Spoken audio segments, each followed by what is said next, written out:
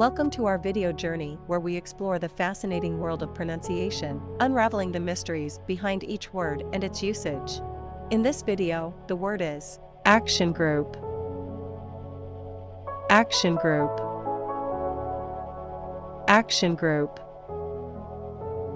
Action group is a term used to describe a team or organization formed with the specific purpose of taking action, typically in response to a particular issue, challenge, or goal. These groups are often organized to drive change, address specific problems, or advance a particular cause.